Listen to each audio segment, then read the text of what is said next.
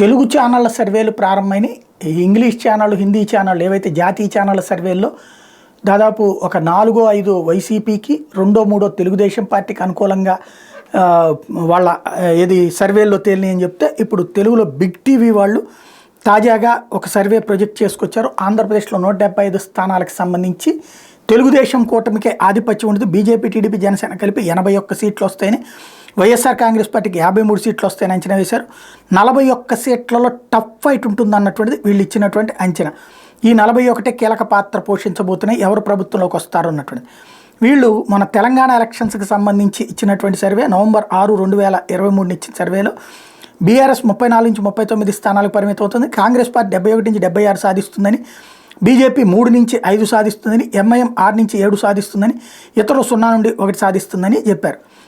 BRS అట్లాగే 39 వచ్చింది, Congress party 64 దగ్గర ఆగింది, బీజేపీ 3-5 అంటే వాళ్ళు 8కి వెళ్ళారు, ఎంఐఎం 7 దగ్గర ఉంది. ఇది అప్పటిది ఉంది కాబట్టి దాదాపుగా అదే రూట్లో ఉందన్నటువంటిది ఇప్పుడు తెలుగుదేశం పార్టీ అంచనా వేస్తోంది.